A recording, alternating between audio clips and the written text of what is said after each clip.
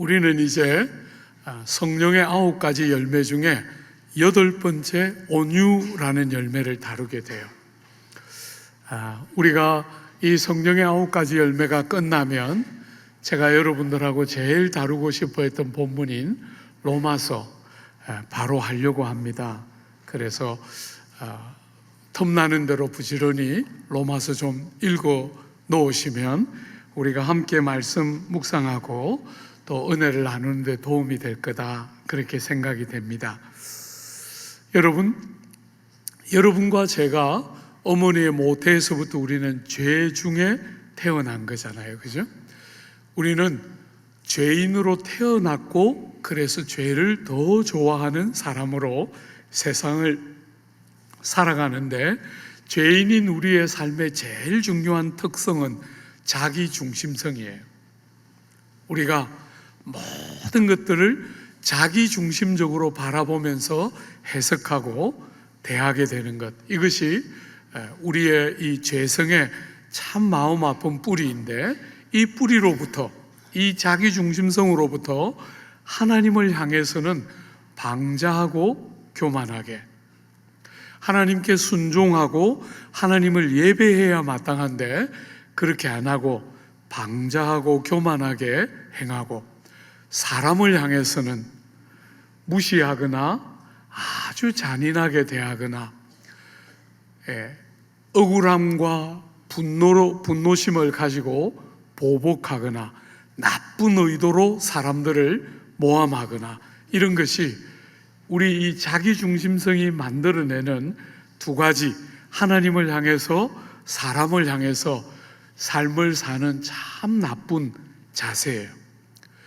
우리가 참 원하지 않는데도 죄 중에 태어나서 자기중심성이 만드는 그 끝없는 경향이 하나님을 향해서 사람을 향해서 우리 안에 만들어지고 그런 방식으로 대하는데, 그렇게 살았던 우리의 삶에 예수님이 우리를 찾아오시자 우리의 삶에 변화가 일어나는 거 아닙니까? 그죠?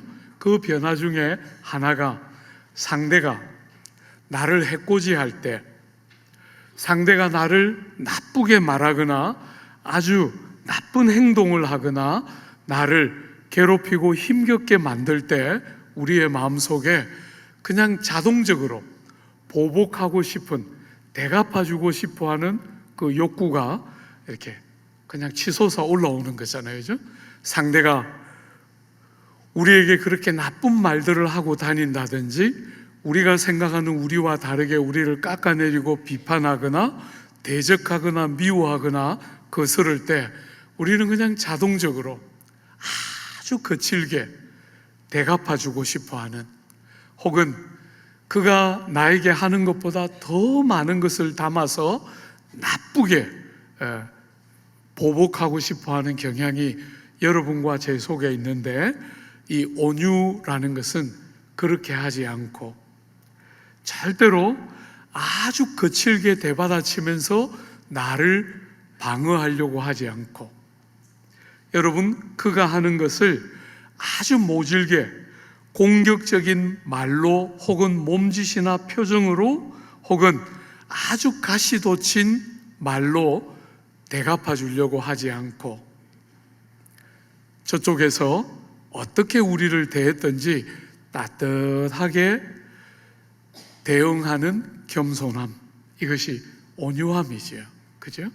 뾰족뾰족한 세상, 우리가 살아가는 지금은 참 살만한 세상이 되었는데도 사람들의 이 말이 너무너무 잔인하고 난폭하고, 그런 말을 받으면 또 아주 거칠게 대갚아주고 또 상대가 한 것보다 더 나쁘게 말해서 꼼짝 못하고 딱 굴복시키고 싶어하는 그런 경향이 죄 중에 태어난 여러분과 제 속에 있는데, 그렇게 살지 않고 그런 우리의 죄성 앞에 지지 않고 하나님을 만난 사람답게 따뜻하게 겸손하게 반응하는 것, 이게 온유함이다, 이렇게 우리가 정의할 수 있겠죠. 사랑하는 여러분이 온유 혹은 겸손이라는 이 성품은, 이 열매는 예수님이 사시던 그 시절에 사람들이 미덕이다, 본받아야 할 덕이다, 이렇게 전혀 생각하지 않았던 전형적인 모습이 온유와 겸손이에요. 여러분, 이 시대는 마초적인 남자들은 아주 강하고 힘이 세고 지배적인 존재가 남성답다, 이렇게 여겨지던 시대예요. 그래서 사람들에게 온유함, 겸손함, 이런 것은 전혀 미덕이라고 여겨지지 않고 오히려 힘을 가지고서 상대를 억누르고 지배하는 것이, 그런 방식으로 자기의 우월함을 나타내는 것이 남성답다고 여겨졌어요. 온유하다, 따뜻하게 상대가 어떻게 반응하더라도 따뜻한 겸손으로 대하는 것은 전혀 미덕이 아니라 약한 자들의 삶의 변명처럼 여겨지던 것이 이 시대의 정서였습니다. 그래서 남자들은 최대한 자랑거리를 연마하고 그 연마된 자랑거리가 시시때때로 사람들 앞에 드러나서 정말 진짜 남자답다라고 평가받는 것이 그 시대 사람들이 삶을 평가하는 굉장히 중요한 기준이었는데, 그런 시대에 예수님이 이 땅에 오셔서 그 온유한 당신의 성품을 가지고 사람들이 미덕이라고 여기지 않고 조롱거리로 여겼던 그 온유한 겸손이 오늘 우리 시대에 많은 사람들이 원하지만 안 되는 부분이 있을지라도 참 귀한 것이다 여기게 되는 것은 사실은 주님이 오신 이후의 결과이기도 해요. 어떤 면에서 우리가 살아가는 이 시대가 많이 다른 것 같지는 않아요. 여러분, 우리가 많이 이렇게 진보를 하고 발전을 했다고 세상은 자꾸 말하지만 우리가 사는 시대가 예수님 시대처럼 어떤 면에서 마초적인 남성을 원하는 부분이 여전히 많이 있다. 여러분, 많은 사람들이 좋아하는 할리우드의 영화를 보면 요즘 그 할리우드 영화는 모든 것들을 정복하고 이기는 폭력적인 착한 사람. 조금 단어가 이상하죠? 폭력적인데 착한 그런 신화를 끝없이 만들어내는 것 같아요. 사회의 법제도나 사회의 질서는 착하고 좋은데도 억울한 일을 당하는 사람들이 간혹 있으니까 폭력을 거의 전능한 사람처럼 폭력을 행사하는, 옛날에는 좋은 탐정, 형사, 순경 이런 사람들이 주로 묘사가 되던데 요즘은 그냥 평범한 사람인데 아주 숨겨놓은 폭력적인 실력이 있는데 착해서 좋은 일을 위해서만 쓰는 착한 폭력적인 사람, 이게 요즘은 할리우드의 한 트렌드가 아닌가 생각이 돼요. 사랑하는 여러분, 신화적인 초영웅들이 등장하면서 다른 사람을 무시하고 날카롭고 공격적인 말로 호통치듯이 명령해서 꼼짝 못하게 만드는 것, 여전히 우리가 사는 이 시대에 이런 마초적인 남성상이 어떤 면에서 훨씬 더 정의롭고 괜찮아 보이는, 매력적으로 보이고 괜찮아 보이는 그런 경향도 여전히 이 시대에도 흐르고 있는 것 같아요. 사랑하는 여러분, 우리 주님은 그 시대나 지금이나 하나님의 자녀들인 여러분과 제가 이렇게 거칠고 말이 얼마나 거칠어졌는지 모르겠어요. 이렇게 거칠고 잔인한 시대에 따뜻한 말, 여러분들이 여러분을 대하는 사람들이 여러분에게 어떤 말을 했든지 어떤 행동을 했든지 따뜻한 말로 따뜻한 방식으로 겸손하게 그렇게 대응하기를, 그래서 온유함이 우리의 이 생내적인 자질이 아니지만 우리가 어머니 모태로부터 가지고 태어난 생리적인 자질과 관계없이 우리는 끝없이 보복하고 더 나쁘게 말하고 싶어 하는 게 우리의 본성인데, 절대로 그렇게 하지 않고 따뜻하고 겸손하게 그런 사람들을 대하는 것. 사람들과 시대의 정신이 어떻게 흐를지라도 여러분과 저에게 그런 일이 딱 닥치면 전혀 다른 아웃풋이 나와서 이 세상이 이렇게 잔인하고 이렇게 악한 말들을 쏟아내는 일들이 우리의 삶에 딱 오면 멈추어지고 따뜻한 온유함과 겸손함이 이 땅으로 흘러가도록 하는 것, 그것이 이 땅을 사는 성도들의 삶의 자세요 방법이어야 한다, 이렇게 말씀하고 있는 거예요. 우리가 앞에서 보았던 것처럼 성령의 9가지 열매는 어떤 면에서 다 하나님의 성품인 거잖아요. 하나님께로부터 오는 것인데, 사랑하는 여러분, 구약에서부터 신약에 이르기까지 하나님이 어떤 분이신가? 특별히 구약에 나타난 하나님 할 때 하나님이 온유하시다 하는 것이 약간은 거리가 있게 느껴지는 부분들이 있지만, 시편의 시인들은 하나님의 온유하심과 선한 목자 되심을 그렇게 많이 고백했어요. 여러분들이 제일 좋아하는, 조국 교회 성도들이 제일 좋아하는 시편 23편 같은 본문에 보면, 주님은, 우리 하나님은 우리를 푸른 목장과 실만한 물가로 인도하시는 온유하신 분이심을, 그 마음이, 그 양떼들을 얼마나 따뜻한 겸손으로 대하시는지, 우리의 험한 인생길을 살아가는 우리를 푸른 초장과 실만한 물가로 이끄시는 분으로 시인은 고백하고 있어요. 여러분, 신명기에 보면 이스라엘 백성들이 광야의 그 거친 길을 통과할 때 하나님은 어떻게 하셨는가? 이렇게 표현했죠. 광야에서도 너희가 당하였거니와 사람이 자기의 아들을 안는 것 같이 너희의 하나님 여호와께서 너희가 걸어온 길에서 너희를 안으사 이곳까지 이르게 하셨느니라.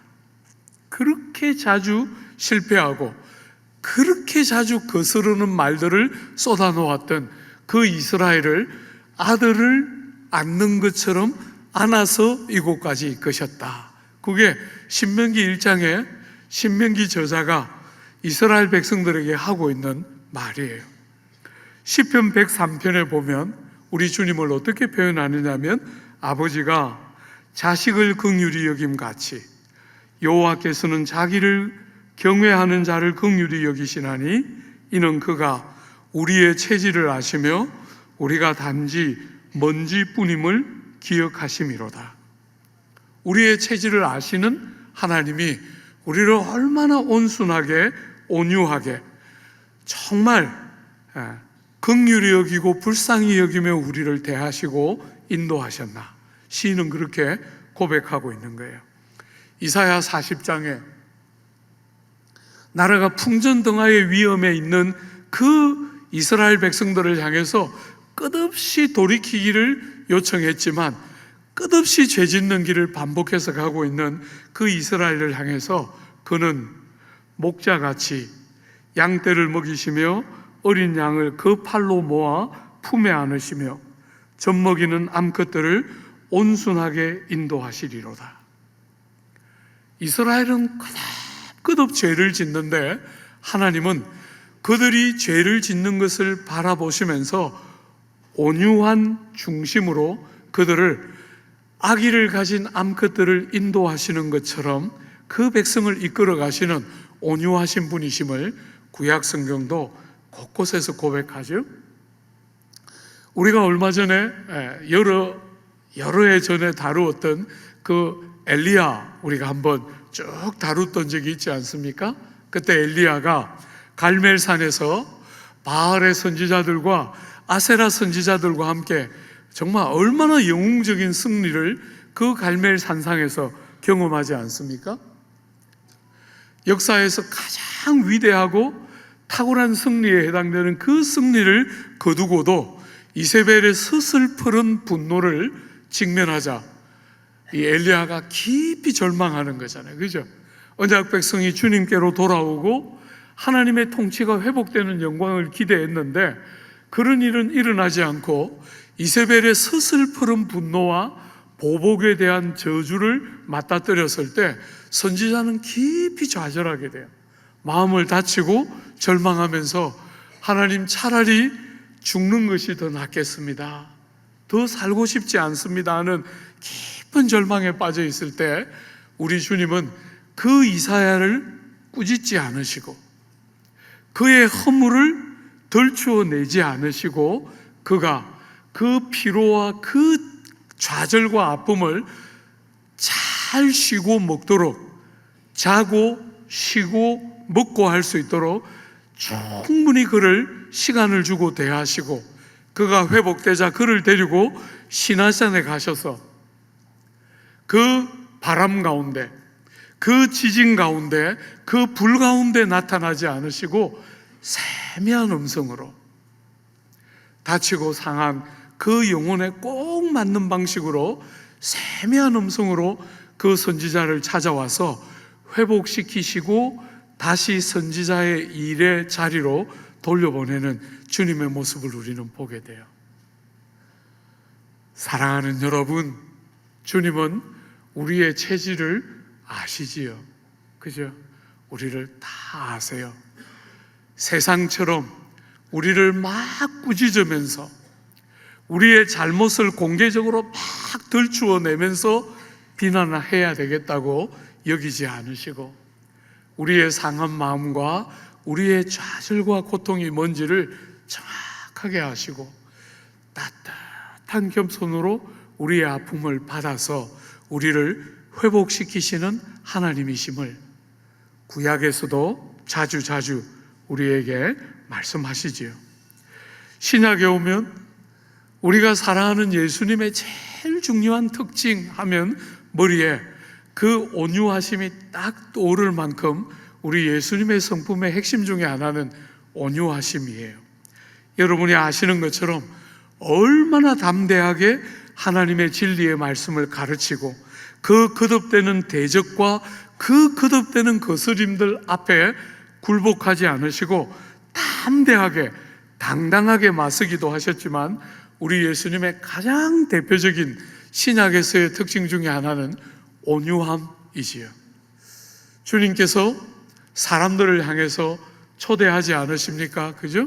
수고하고 무거운 짐진 자들아 다 내게로 오라 내가 너희를 쉬게 하리라. 여러분, 왜 주님이 사람을 쉬게 할 수 있습니까?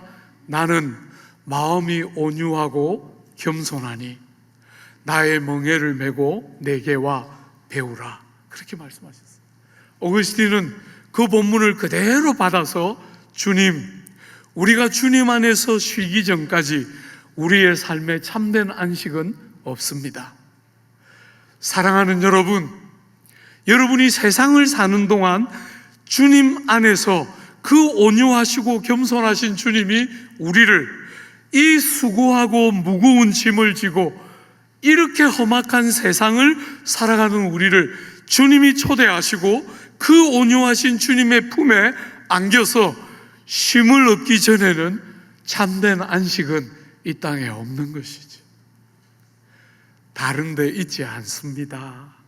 여러분, 주 안에 사랑하는 여러분, 온유하신 주님의 품에 안길 때 주 안에서만 우리는 참된 쉼과 안식을 얻게 됩니다. 사랑하는 여러분, 주님 오셨을 때 유대의 종교 지도자들은 주님이 우리에게 선물로 주셨던 율법의 말씀에다가 많은 것을 더했어요. 그래서 백성들이 질 수 없는 무거운 짐이 되도록 율법을 변질시켰어요. 사랑하는 여러분, 우리는 역사 안에서 하나님의 말씀에 대한 오해가 얼마나 기독교를 잔인하고 무자비한 종교로 변질시켰는지를 우리는 기독교 역사 안에서 자주 보게 돼요. 사랑하는 여러분, 오늘 우리가 살아가는 이 시대의 조국 교회도 어떤 면에서 소수가 아닙니다. 교회가 다수가 되기 때문에 잘못하면 성경의 방법이 아니라 다수를 가지고 그 힘을 가지고 상대를 제압해서 우리가 원하는 것을 하고 싶어 하는 것이 기독교인 것처럼 생각할 수 있는 위험이 따를 수 있음을 잊어서는 안 돼요. 교회가 힘을 갖게 될 때, 중세교회사에서 보는 것처럼 교회가 이 세상에서도 세상적인 방식으로 힘을 갖게 될 때 교회는 타락하고 세상은 가장 어두운 시대가 왔어요. 교회의 힘은 그런 데 있는 것이 아닙니다. 상대를 꼼짝 못하게 윽박지르고 힘을 가지고서 제압해서 꼼짝 못하게 만드는 것이 교회의 힘이 아닙니다. 이 험한 세상에 어떤 사람들의 말이나 행실을 대갚아 주려고 하지 않고 자기를 보호하고 옹호하려고 하지 않고 어떤 방식의 사람들의 행실이나 말이 있을지라도 따뜻한 겸손으로 대하는 것, 그게 온유이고 교회는 세상을 그런 방식으로 섬겼어요. 명령하고 상대가 억지로라도 들어서 어떤 일을 하게 만드는 것은 교회의 방식이 아닙니다. 교회는 종이 되고 희생하고 사랑하도록 부름을 받고 있는 거잖아요. 힘을 가지고 상대를 굴복시키는 것은 세상이 하는 것이죠.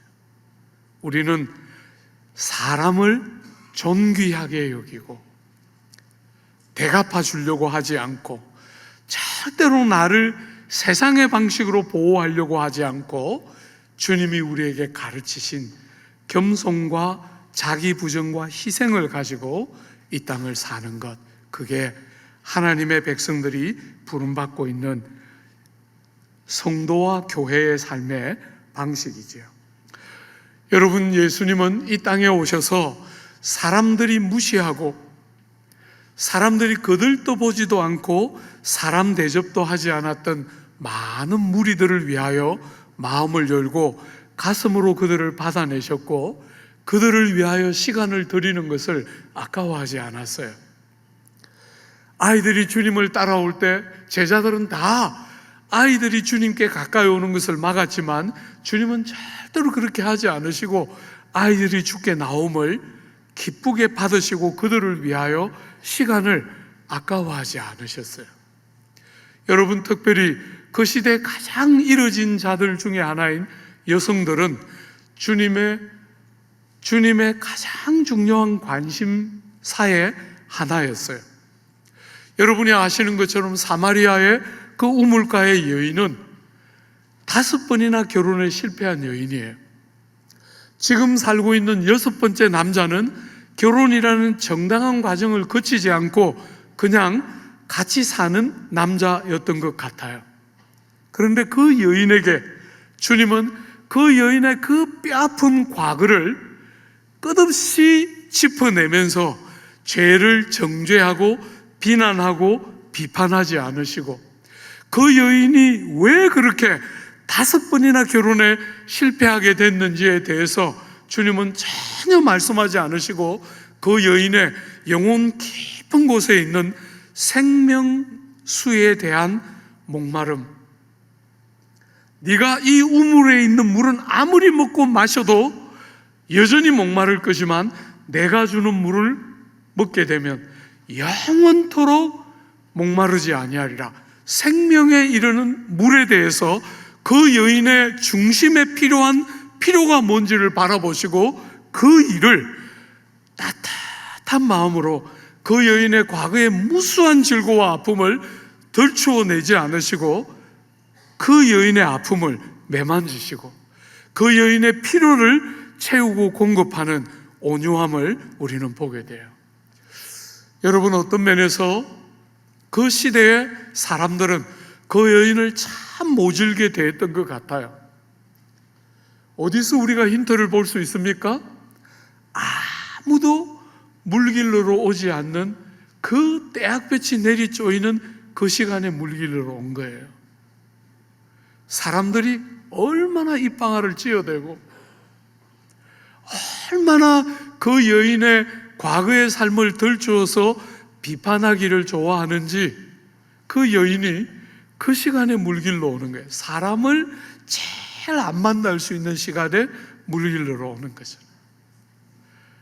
사랑하는 여러분, 그 시대는 어떤 면에서 이혼이라는 주제는 남성의 특권이었던 시대예요. 여성들은 이혼을 주장하거나 요구할 수 없고 남자가 이혼하면 이혼 당하는 시대예요.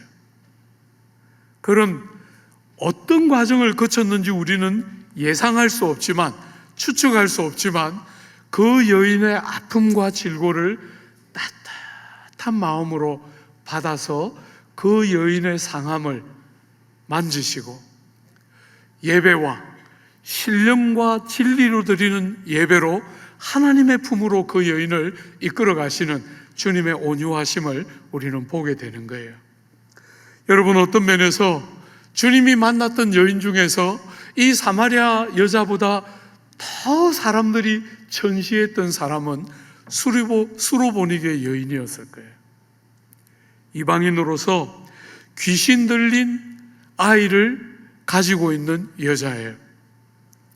요즘도 우리는 조국 사회 안에서 장애가 일시 태어났거나 다양한 이유로 장애를 겪으면 많은 사람들이 그냥 편견에 가득한 눈을 가지고 뭔가 그들에게 큰 문제가 있어서 그들이 그런 벌을 받는 것처럼 너무나 차가운 눈으로 사람들을 바라보는 것이 오늘 우리 시대도 여전한데, 예수님 당시에 이방인 여자로서 귀신에 들린 어린아이를 데리고 있는 그 여인의 삶은 말할 수 없이 고통스러웠을 거예요. 여러분, 그 여인이 주님의 소문을 듣고 주님께 와서 귀신 들린 자기의 딸을 고쳐달라고 요청했을 때 너무 충격적인 대답을 듣게 돼요. 제가 예수 처음 믿었을 때 굉장히 충격적이었어요.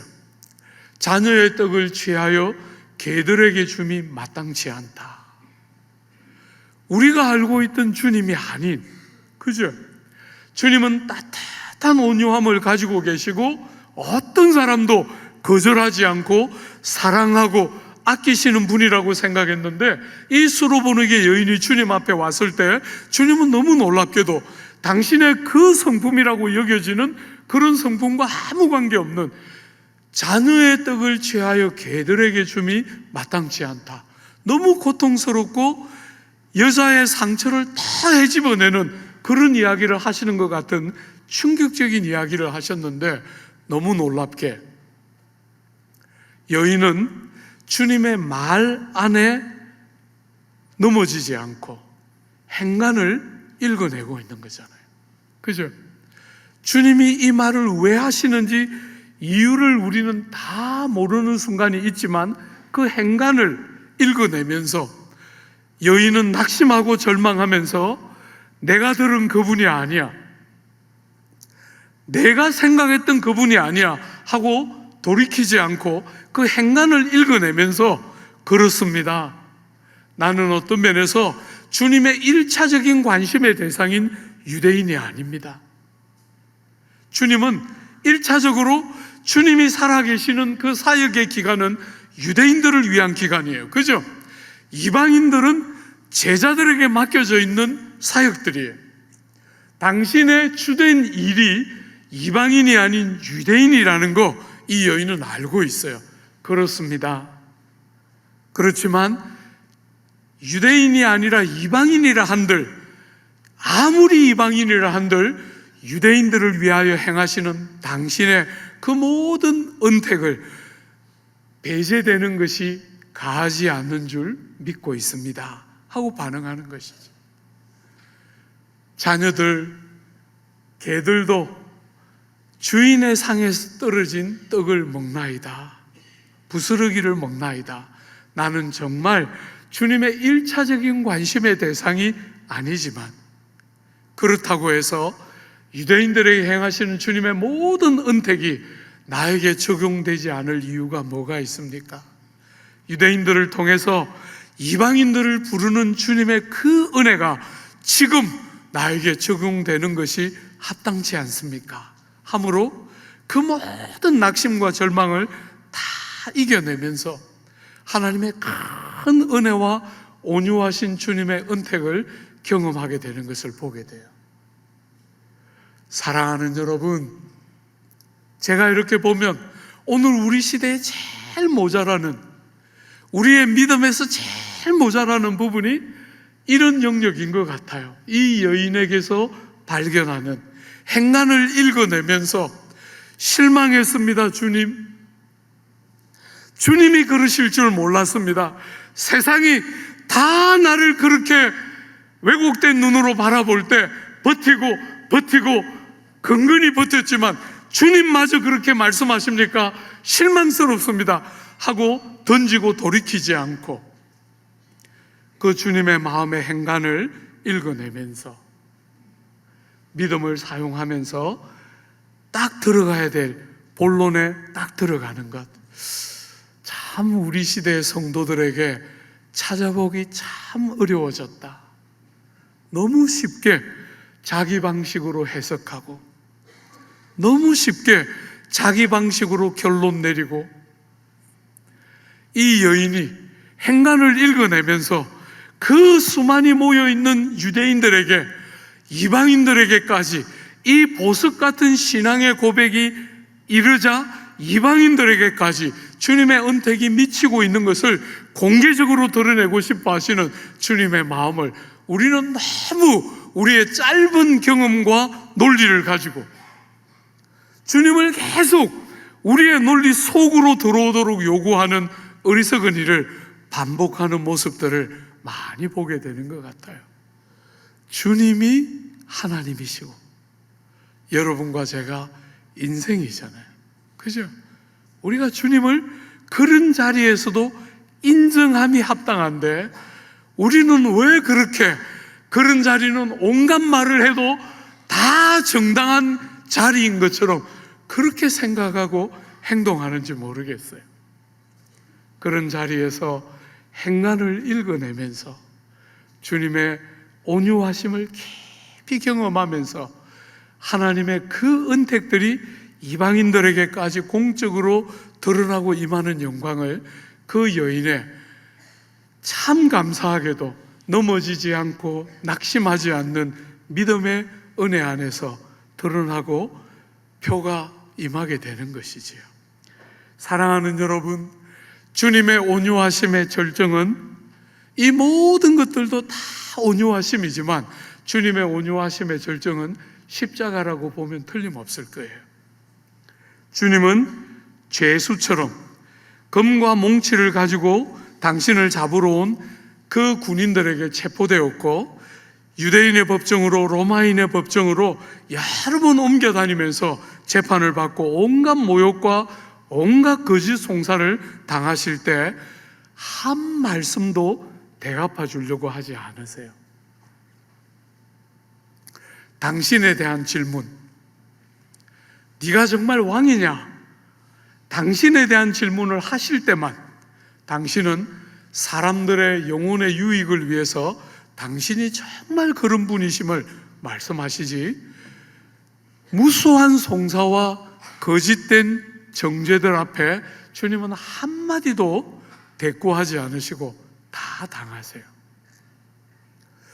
사랑하는 여러분, 우리가 살아가는 이 시대의 많은 사람은 억울하게 욕 듣는 것을 못 견뎌 하는 것 같아요.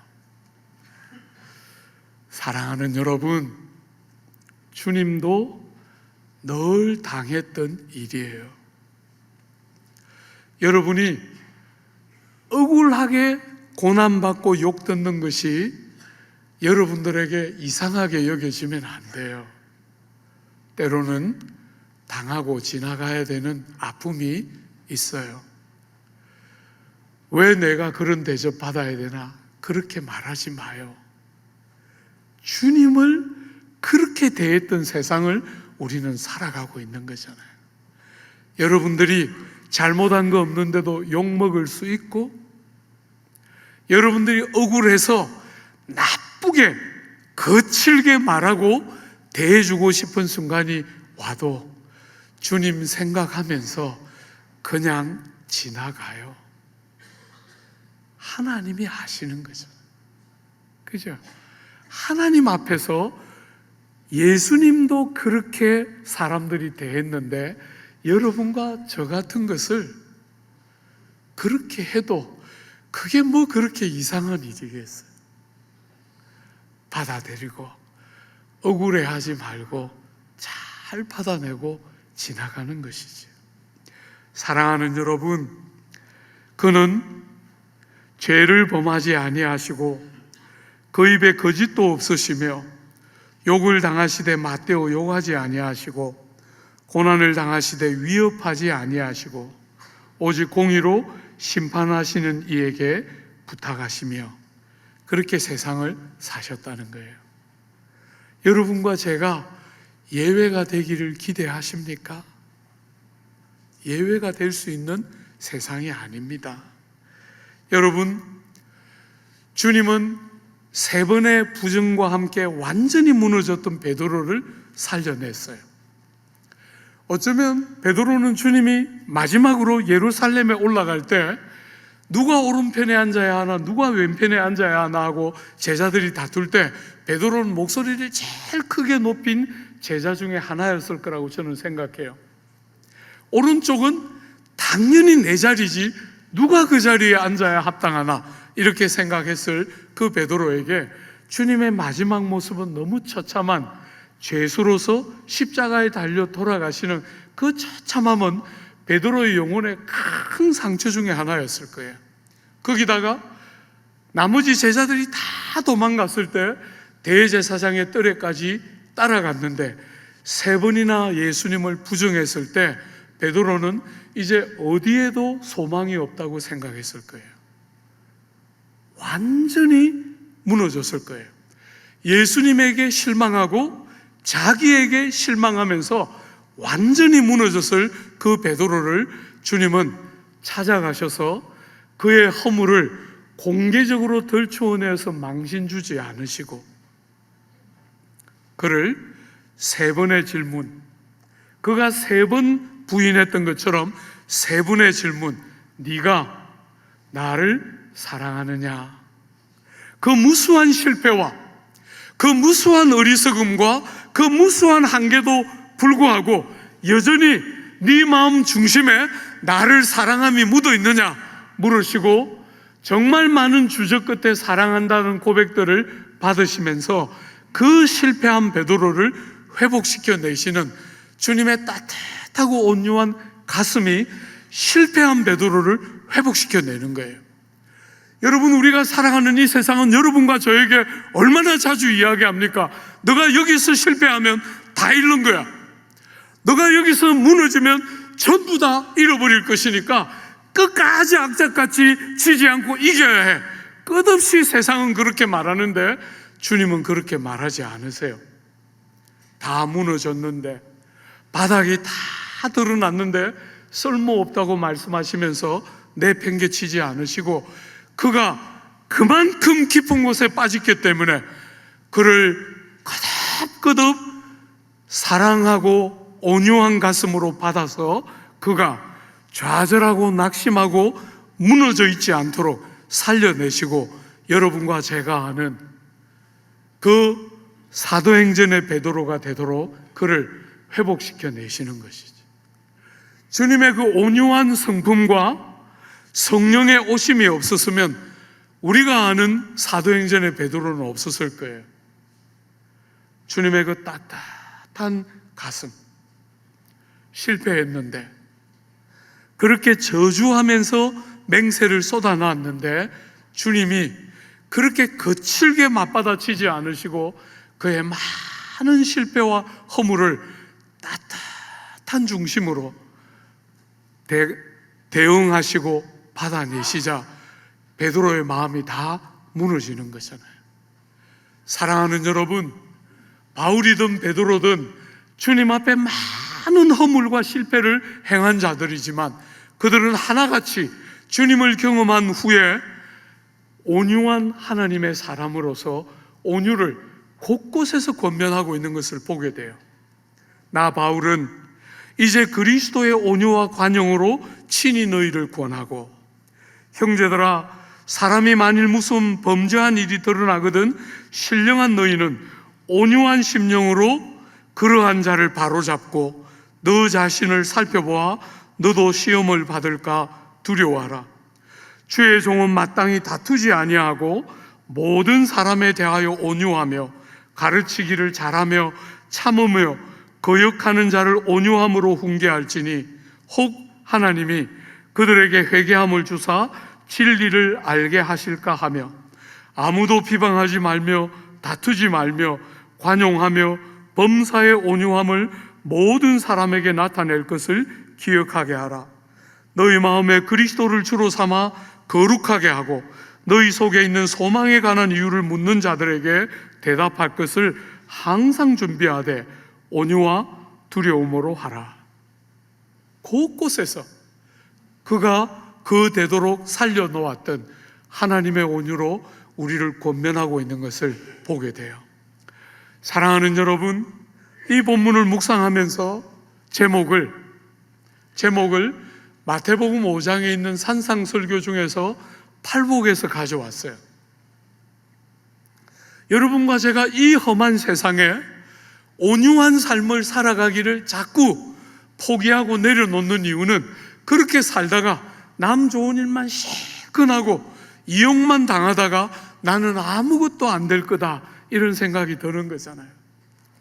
세상이 이렇게 험해지고 세상이 이렇게 나쁜 말과 나쁜 행동을 가지고 나를 공격할 때 내가 대받아치고 나도 거칠게 반응하지 않으면 나는 남 좋은 일만 실컷하고 내 삶은 아무것도 안 될 거다, 그렇게 생각하는 게 우리가 이런 귀한 말씀을 끄덕끄덕 상고하면서도 그렇게 살아가지 않는 어리석음 중에 하나인 거잖아요.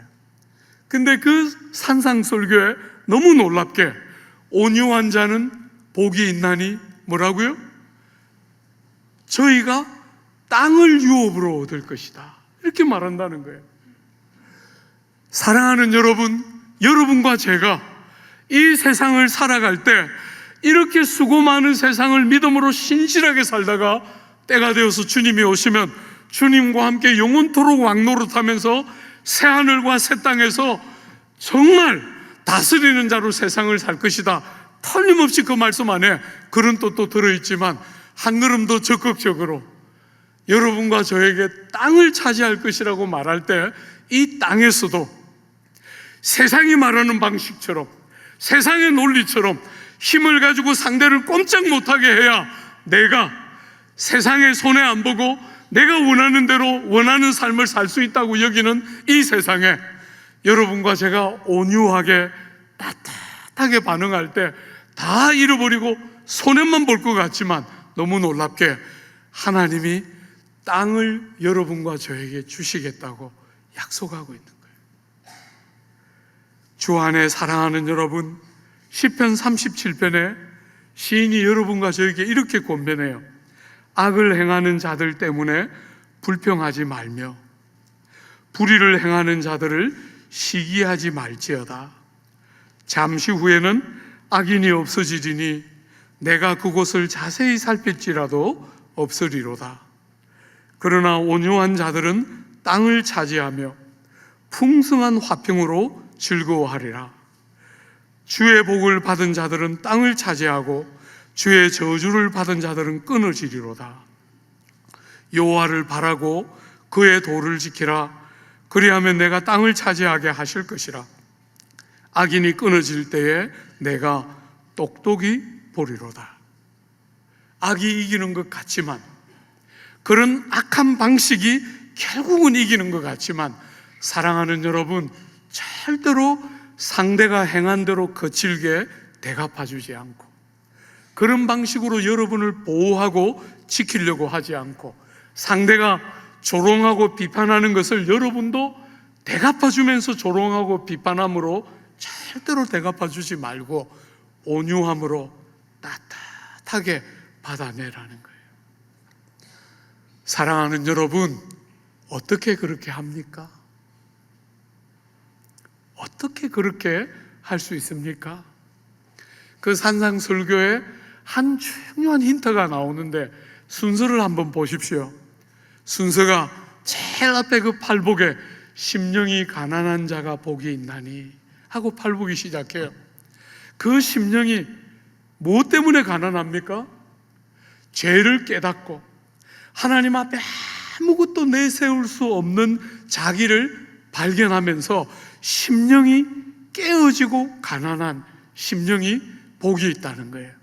그렇게 심령이 깨뜨려지면 어떻게 됩니까? 애통하는 자가 복이 있다는 거예요.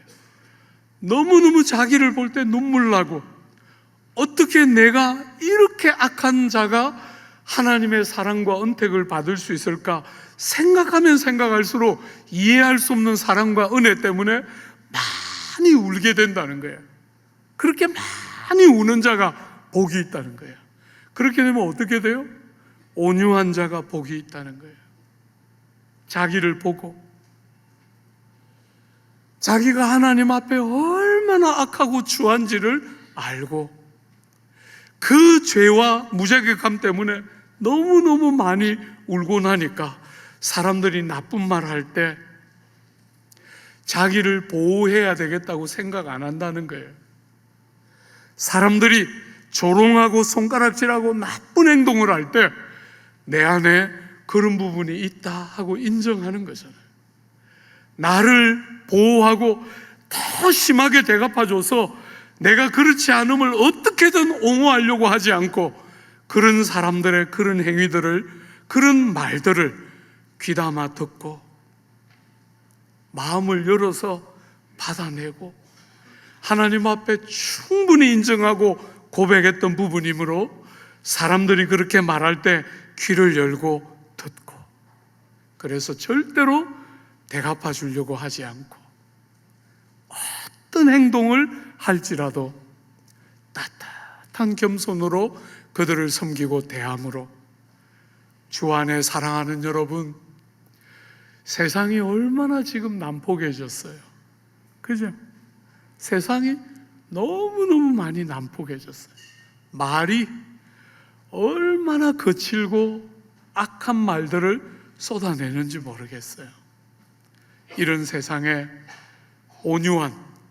온유한 여러분과 저 때문에 그 나쁜 말들이 어느 지점에서 멈추고 따뜻하고 겸손함으로 대응하는 여러분의 그 귀한 온유한 열매들이 여러분의 삶의 구석구석마다 이렇게 잔인하고 이렇게 마음을 후벼 파는 말들을 막 쏟아내는 이 어리석은 시대에 따뜻한 치료와 회복의 역사가 여러분이 가는 곳곳마다 풍성하게 임하는 은혜의 역사가 있기를 기대하고 축복합니다.